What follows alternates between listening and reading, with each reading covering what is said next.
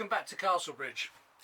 About a week ago we put the ballast down on all the tracks upwards until about here.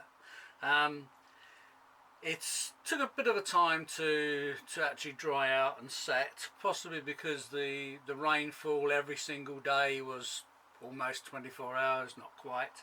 We haven't had floods like some poor people in other parts of the country. I'm not that desperate anyway.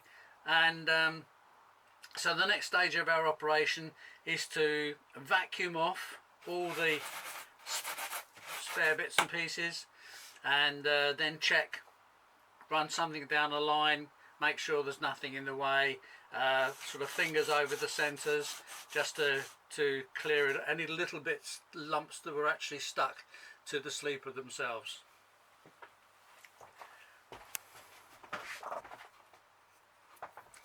So now you're happy with what you've done in various places to clean up little bits and pieces that didn't go right, and it happens to all of us.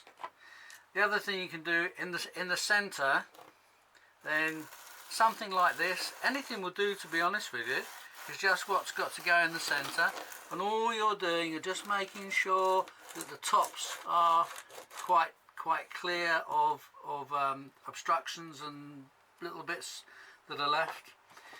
And the other thing I do, I've got to find one now, I always remove the track pins, because when you are filming and you're getting quite close to the rails, if you've got one that follows the track, then you end up with seeing these gigantic little track pins that really do look terrible.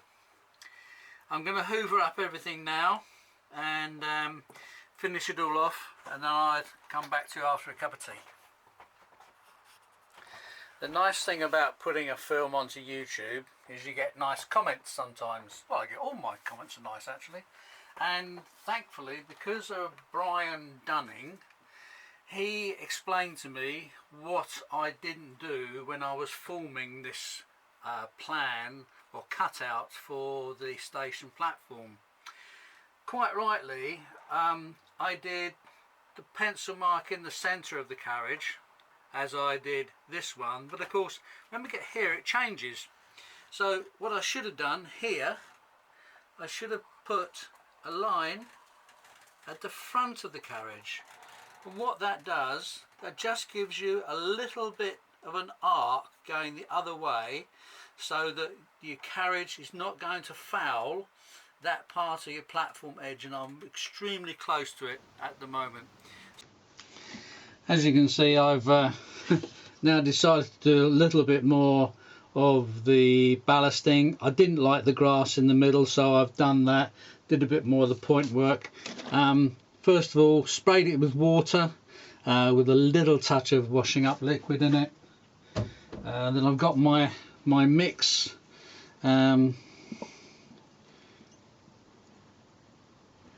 Lovely syringe.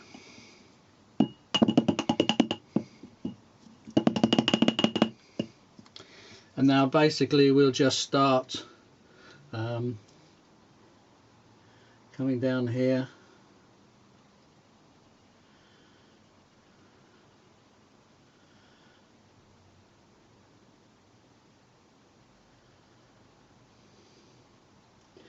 And this will all go into it quite nicely.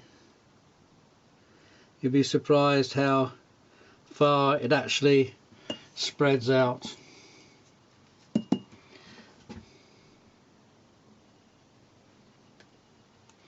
So a very easy way of doing it. I've got some more on this side to do, which I should do in a minute. Now that looks quite a lot there, but what will happen, it will seep in and it will go down underneath. I'm just going to do a little bit more in there. There we go, and that should be absolutely adequate for what I need to do.